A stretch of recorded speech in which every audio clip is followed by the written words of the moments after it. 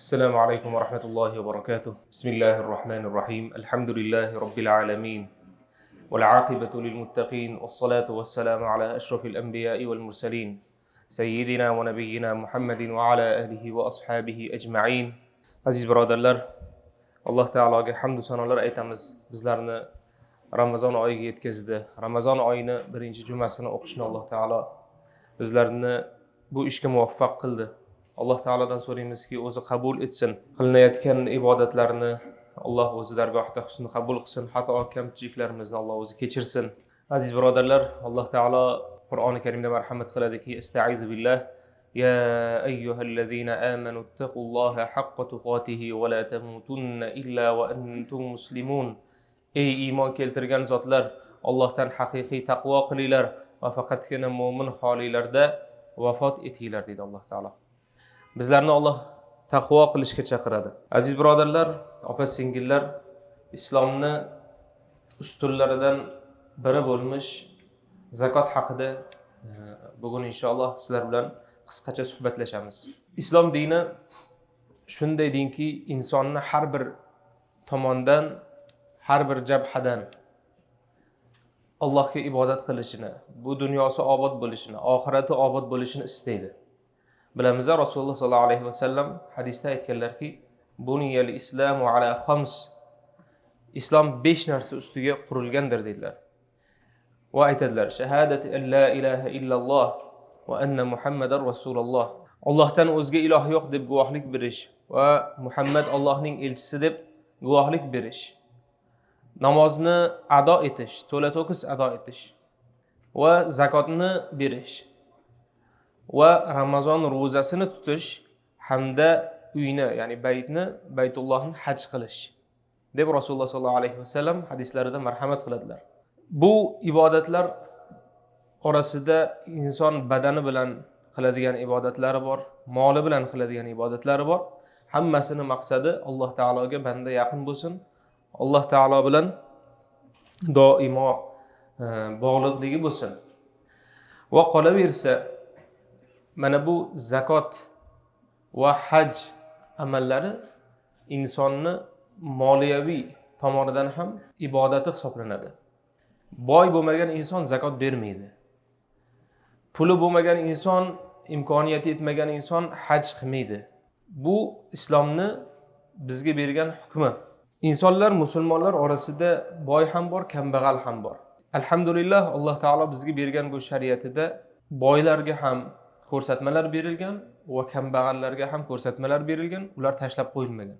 Insonda agar nisobiga yetadigan, ma'lum bir miqdorga yetadigan boyligi bo'ladigan bo'lsa va o'sha boyligi 1 yildan ortiq, ya'ni 1 yil davomida o'sha nisobdan kamaymasdan turgan bo'lsa, u demak zakot berishi vojib bo'ladi o'zini boyligidan. Bu qanday hisob kitob qilinadi desa, tillo bilan hisob kitob qilinganda 87,48 gram tillosi bo'lgan inson islom shariatida nazarida boy hisoblanadi. Va u o'sha boyligidan zakot berish kerak. O'sha boyligida boshqa miskin musulmonlarni majburiy haqqi bor. Bu hammasi meni molim degan narsa yo'q islomda. Boymi? Demak, uni bir qismida o'sha atrofida yashayotgan kambag'allarni ham haqqi bor. Buni Alloh taolo bizlarga aytgan, bizlarga shariat qilgan. Hozirgi kunda qancha bo'ladi nisob desa, 1 gram tillo $163 bo'layotgan ekan. Subhanalloh. Juda ko'tarilib ketibdi. O'tgan yili qaraganimda oxirgi marta bu yil $163 bo'libdi. 1 gram tillo. O'tgan yillari 90 atrofida edi, adashmasam. Undan oldingi yillar 80-70 atroflarida yurgan. Bu yil juda ko'tarilib ketibdi. Hozir $163 1 gram tilloga to'g'ri kelyapti. Shunga ko'ra nisob ham miqdori yuqori bo'ladi. Nisob miqdori $14,120 $14,120 Agar kim mana shu miqdordagi boyligi bo'ladigan bo'lsa, savingda bo'ladimi uyida yostig'ini tagida bo'ladimi? Birovga qarz bergan va olishdan umidi bo'lganmi yoki biron bir joyga investitsiya qilib qo'yib qo'ygan bo'ladimi? Ya'ni uni mulki bo'lgan puldan, boylikdan u zakot berish kerak. Zakot qancha?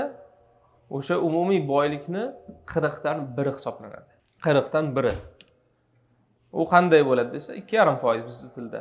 Uni hisob kitobi qiyin emas, juda oson. Demak, buni hisob kitob qilish kerak inson. Har bir inson o'zida qancha puli bor, qancha boyligi bor, uni o'zi biladi. Har bir inson o'zi hisob kitob qiladi. Va hisob kitob qilib, umumiy yig'ilgan boyligidan 1 yil davomida mana shu $14,000 dan ayni damda baland yurgan bo'lsa puli, ana o'sha hamma pulidan zakot berishi unga vojib bo'ladi, boshqa bir kambag'al musulmonning haqqi bo'ladi. Savdo mollaridan ham zakot beriladi. Agar insonda savdo uchun olgan, sotaman deb olgan mollari bo'lsa, mana do'kondorlar bor yoki bo'lmasa oldi sotdi bilan shug'ullanadigan biznes egalari bor. Ba'zilar real estate bilan shug'ullanadi, uylar olib sotadi, kimdirlar mashina olib sotadi, kimdirlar do'konlar ochgan, kimdir trak olib sotyapti. Ya'ni turli xil oldi sotdi bizneslar bor. Ana o'sha sotaman deb olingan tovarlardan ham zakot berish musulmon kishi uchun vojib hisoblanadi. Endi ishlatayotgan traklarimiz qanday bo'ladi deb ko'p savol berishadi. Kimdadir 10 ta trak bor, kimdadir 5 ta, kimdadir 100 ta, 500 ta. Agar u ishlab turgan trak bo'ladigan bo'lsa, ya'ni ishlatish uchun, ishlatish maqsadida olingan bo'lsa, undan zakot berilmaydi. Modomiki sotish uchun bo'lmas ekan. Ishlatish uchun olingan narsalardan zakot berilmaydi. Yoki masalan ba'zilar uy olib qo'ygan, bir nechta uylar olib qo'ygan, ijaraga berib qo'ygan. Yoki masalan o'sha traklarni ijaraga berib qo'ygan. Ijara narsasidan ham zakot berilmaydi. Lekin o'shandan tushgan pul agar hammasi hisoblanib turib, o'sha boyigi umumiy boyligidan zakot beradi. Alloh taolodan so'raymizki, o'zi qabul qilsin hammamizdan. Kimga beriladi desa, Alloh taolo buni ochiq oydin Qur'oni Karimda aytganki, "Estaizu billah innamas sadaqatu lil fuqara'i wal masakin wal 'amilina 'alayha wal mu'allafati qulubuhum wa fir riqabi wal gharimin wa fi sabilillahi wa ibnis sabil. Fariidatan minalloh." Albatta sadaqalar, ya'ni zakotlar Alloh tomonidan farz bo'lgan holda faqat faqirlarga, miskinlarga, sadaqa yig'uvchilarga, ko'ngillari oshna qilinuvchi kishilarga, bo'yinlarini ozod qilishga, ya'ni qullarni ozod qilishga, qarzdor kishilarga va Alloh yo'lida, ya'ni jihodga yoki hajga ketayotganlarga hamda yo'lovchi musofirlarga berilur. Alloh bilim va hikmat sohibidir deb Alloh marhamat qiladi. Demak, birodarlar, zakot bu insonlarga beriladi. Muassasalarga berilmaydi. Masalan, masjidga zakotimni bermoqchiman desangiz, yo'q, masjidni o'zi zakotingizni ola olmaydi. U inson bo'lishi kerak. Faqir yoki shunga muhtoji, ehtiyoji bor bo'lgan inson bo'lishi kerak. Masjid deylik yoki maktab va hokazo joylariga bu zakot ishlatib bo'lmaydi. Masalan, masjid qurilayotgan, remont qilinayotgan vaqtlarida, ta'mirlanayotgan vaqtlarida insonlar kelib so'rashardi, zakotimizni shu yerga bersak bo'ladimi? Sadaqa bersangiz bo'ladi, marhamat. Istaganingizcha bering, farqi yo'q, lekin aynan zakot unga haqli, muhtoj insonlarga beriladi. Mana shuni ajratib olishimiz kerak va bilishimiz kerak. Buni Alloh taolo o'zi oyatida, Qur'oni Karimda ochiq oydin bizlarga o'rgatib qo'ygan. Alhamdulillah. Ba'zi insonlar bor, fidya masalasiga kelamiz. Ba'zi insonlar bor, Ramazon oyida ro'za tutishga qodir emas. Ya'ni uzoq muddatli kasali bor, qachon tuzalishi noma'lum va u kasalligi ro'za tutishdan man qiladi uni. Ro'za tutishiga yo'l qo'ymaydi. Ro'za tutsa kasal bo'lib qoladi, kasalligi ortib ketib qoladi, yotib qoladi yoki o'lib qoladi. Ana unaqa insonlar bizning dinimizda Alloh taolo ularga yengilchilik yaratib qo'ygan. Agar kasallik doimiy kasallik bo'lsa va u ro'za tutishga to'sqinlik qiladigan bo'lsa, insonni salomatligiga zarar beradigan bo'lsa ro'za tutish, o'sha holatda Alloh taolo unday insonlarga yengillik qilib fidya berishni joriy qilgan. Fidya berish bu har bitta inson tuta olmagan kuniga bitta miskinni to'ydirish degani. Bitta miskinni to'ydirish. bitta miskinni to'ydirish hozir bitta biz yashayotgan Filadelfiya hududida o'rtacha 12-15 dollarga to'g'ri keladi. 12-15 dollarga bir miskin qornini bir marta bemalol to'yg'iza oladi. Mana shu miqdor fidya miqdori hisoblanadi ayni biz yashab turgan holatda. Agar kimda kim mana shunday bir kasallikka yo'liqqan bo'lsa, avvalo so'raymizki, Alloh o'zi shifo bersin, ro'zani tutishni nasib qilsin. Lekin holat shunday bo'ladigan bo'lsa, fidya berish kerak 30 kun uchun. Bu taxminan 450 dollar pul bo'ladi. Agar 12 dollardan hisoblansa 360 dollar bo'ladi. Boring 15 dollardan deb hisoblasak, 450 dollar. Uni xohlasangiz bir insonga berasiz, xohlasangiz boshqa turli xil insonlarga bo'lib bersangiz ham bo'ladi. Bu Alloh taolo bergan yengilchilik. Keyin fidya muvaqqat, ya'ni bir vaqtinchalik kasalliklar uchun berilmaydi. Masalan, deylik inson bir ichi buzilib, otravleniya bo'lib qoldi. Bir 5-6 kundan keyin yaxshi bo'lib ketadi. O'sha vaqtda roza tuta olmadi masalan deylik. Holsizlandi, boshqa bo'ldi. Doktor aytdi, sen roza tutmay tur, narsa yeb turishing kerak hozir, falon narsani yoki falon dori ichib turishing kerak dedi. Ana unaqa inson roza tutmay turadi o'sha vaqtda va u tutmagan kunlari uchun fidya berib qo'ymaydi. Balki Ramazon oyi tugaganidan keyin u qazo ro'zasini tutib beradi. Bir kunning o'rniga bir kun tutib beradi, 60 kun emas. Bir kunga bir kun tutib beradi. U fidya bermaydi. Ba'zilar aytish mumkin, men ro'za tutgim kelmayapti-da, shu yaxshisi 15 dollardan berib qo'ya qolay degan narsa yo'q. U faqat va faqat kasal insonlarga. Shu kasalligi ham qanaqa? Bir qo'li sinsa emas yoki boshi og'rib qolsa emas. Balki o'sha kasalligi aynan ro'zaga bog'liq bo'lsa tutmaydi. Balki fidya beradi. Boshqa insonlarga bu masalada uzr yo'q. Kasalligidan tuzalgandan keyin Ramazon oyidan keyin ro'zani tutib berish kerak. Endi birodarlar, o'tgan jumada sizlar bilan kelishganmiz, hammamiz niyat qilganmizki, inshaalloh mana shu Masjid al-Buxoriy uchun har juma, har hafta deylik, Allohning yo'lida sadaqa qilaman, kamida 50 dollar. Hozir mana birodarlarimiz aylanib chiqishadi. Kimni agar Alloh taolo yo'lida atagani bo'lsa, 50 bo'lsin, undan ko'p bo'lsin, marhamat bersanglar bo'ladi. Rasululloh sollallohu alayhi vasallam aytadilarki, bandalar tong ottiradigan har qanday kun borki, unda 2 farishta nozil bo'ladi. 2 farishta tushib aytadiki, Allohumma a'ti munfiqan khalafa. Ey Alloh, beruvchiga o'rnini to'ldirib bergin deb duo qiladi. Boshqasi aytadiki, ey Alloh, Allohumma a'ti mumsikan talafa. Ushlab qoluvchiga, ya'ni bermasdan ziqnalik qilib qoluvchi insonga talofat bergin, molini halok qilgin deb turib aytadi. Shu uchun Alloh taolodan o'zi qabul qilishini so'raymizda va Alloh yo'lida inshaalloh infoq ihson qilamiz. Alloh taolo o'zi hammamizdan ozmi ko'pmi qabul qilsin. Allohumma a'ti munfiqan khalafa, Allohumma a'ti munfiqan khalafa deb farishta duo qiladi. Farishta duo qiladi. Farishtalar bilamiz Alloh taologa osiylik qilmaydigan zotlar, gunoh qilmaydigan zotlar hisoblanadi. Va inshaalloh Alloh taolo duolarini qabul qiladi. Buni hozir bersanglar ham bo'ladi, hozir bo'lmasa chiqib ketayotgan vaqtlarda bo'ladi yoki bo'lmasa zilli ma'lumotlar bor. Bu birodarlar nima uchun desa, masjidda mana alhamdulillah ko'p eshitamiz. Mana Google'da ham nima qoldirishadi, izohlar qoldirishadi insonlar. Subhanalloh, toza masjid ekan, yaxshi masjid ekan deb nima qoldirishadi. Endi tabiiyki bu hammasi Amerikada tekinga bo'lmaydi. Alhamdulillah mana shu Alloh taoloni masjidi, Alloh taoloni baytini bir qo'llab-quvvatlash bo'ladi inshaalloh taala. Recording payment qilib qo'ysa ham bo'ladi. 4 martalik qilib qo'ysa ham bo'ladi inshaalloh taala.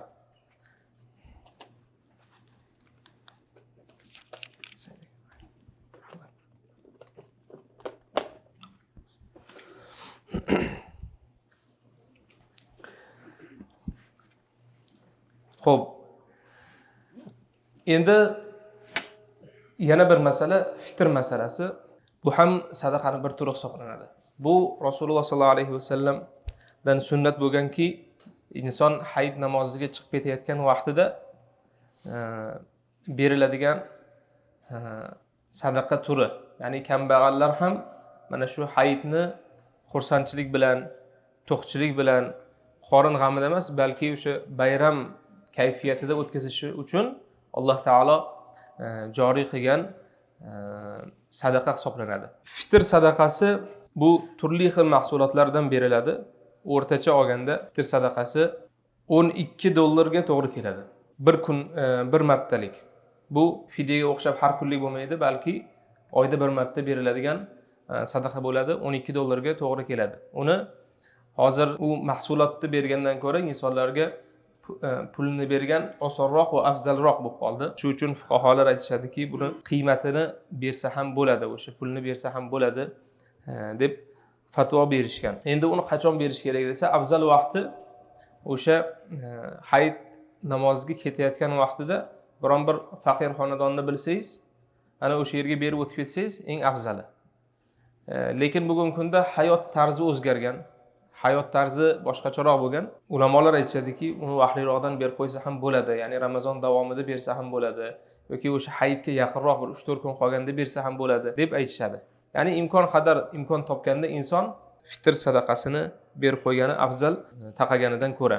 Endi fitrni masjidga bersa bo'ladimi degan savol yo'q yana. Masjidni qurilishi bo'lsin yoki boshqasi bo'lsin, fitr sadaqasi ishlatilmaydi masjidga. Balki u o'sha boy zakotga o'xshab insonlarga beriladi. Ya'ni faqir, muhtoj insonlarga beriladi, vallohu a'lam. Endi uni kim berish kerak desa, faqat zakot beradiganlar fitr berish kerakmi desa, yo'q. Deyarli barcha beradi. Har bir inson beradi va muhtojlar olaveradi. Berib turib olaveradi. Masalan, deylik $12 bir inson bersa, $100 fitr sadaqasi kelib qolsa olaveradi. Masalan, agar shunga muhtoj bo'lsa, muammosi yo'q, ya'ni. U qanday beriladi desa, oiladagi har bir insonni boshiga bir marta beriladi. Oilada 5 kishimisiz, $12 dan $60 berasiz umumiy hisobda. Har bir inson uchun. Hattoki qorindagi homila uchun ham, ya'ni onani qornidagi homila uchun ham beriladi. Agar oila a'zolari boy bo'ladigan bo'lsa, o'zini boyligidan olinadi. Oila a'zolari, masalan, er ham zakot beradi, ayol ham zakot beradi, ya'ni boyligi bor. Afzali er ham alohida o'zi uchun va muhtoj bolalari uchun beradi. Ayoli ham o'zi bergani afzal. Ha, erkakga eri bersa ham bo'ladi, nomidan o'tadi, lekin o'zi bergani afzal hisoblanadi. Sababi odatda bizning jamiyatlarda pul erkaklarda turadi ko'proq va sadaqani ham erkaklar ko'proq qiladi. Endi ayollarda imkoniyat bo'ladigan bo'lsa, ayollar ham sadaqa bersa, bu sadaqa insonga boshqacha bir ta'sir qiladi. Insonni poklaydi, insonning bergan vaqtida qalbida bir yengillik his qiladi. Alloh taolo o'zi qabul qilsa, sadaqa berganning asoratini inson uni ruhiyatida, iymonida topadi uni. Bu faqatgina cho'ntakdan chiqadigan narsa emas, balki qalbga kiradigan narsa ham hisoblanadi. Sadaqa. Shu uchun aytamizki, ayollar o'zlari bersalar afzal. Bo'lmasa siz bering, mana agar ayollarda imkoniyat bo'lmasa siz beringda, mana xotin marhamat sadaqa bering deb bersangiz, inson o'sha o'zidan bir chiqazib berganda inshaalloh Alloh qabul qilsa, boshqacha bir his-tuyg'u, boshqacha bir iymoniga bir ziyodalik inshaalloh bo'ladi. Alloh taolodan so'raymizki, o'zi barcha ibodatlarimizni, amallarimizni o'zi qabul etsin, sadaqalarimizni Alloh taolo o'zi qabul etsin. Mana shu yerda yakunlaymiz. Subhanakallohumma va bihamdik, nashhadu an la ilaha illa anta, nastag'firuka va natubu ilayk. Amin. Alhamdulillah va salatu vassalamu ala rasulillah. Ey Robbimiz, Alloh Parvardigor, o'zingga hamd va sanolar bo'lsin. Bizlarni o'zingni baytingda jamlading ya Rob. O'zingning nomingni zikr qilishga yo'l berding, muvaffaq qilding ya Rob. O'zing qilayotgan ibodatlarimizni, tutayotgan ro'zalarimizni, berayotgan sadaqalarimizni, zakotlarimiz barchasini Alloh o'zing qabul etgin. O'zingning huzuringda bu berilayotgan sadaqalar, ibodatlar unib o'sib, ertaga biz borganimizda, o'zingning huzuringga borganimizda undan ko'plab ziyoda bo'lib bizlarni kutib olishni Alloh o'zing nasib etgin ya Rob. Ey Robbimiz, Alloh Parvardigor, o'zing bizlarni qalblarimizni poklagin. Bu Ramazon oyida bizlarni gunohlarimizni mag'firat etgin. Qalblarimiz poklanib, taqvolarimiz ziyoda bo'lib chiqishimizni Alloh har birimizga, har bir jamoatimiz a'zosiga, barcha mo'min musulmonlarga Alloh o'zing nasib etgin. Mana shu ulug' kunlarda ya Rob o'zingdan duo qilib so'raymiz. Barcha qarzdorlarga Alloh o'zing najot bergin. Shifo talabidagi musulmonlarga Alloh o'zing shifoi komil bergin ya Rob. Boshiga mashaqqat tushgan, mushkul tushgan barcha azizlarimiz, barcha mo'min musulmon muslimalarga Alloh o'zing yengillik ato etgin ya Rob. Farzand talabidagilarga Alloh o'zing farzand bergin. Soliha juft talabidagi azizlarimizga Alloh o'zing solih va soliha juftlar ato etgin ya Rob.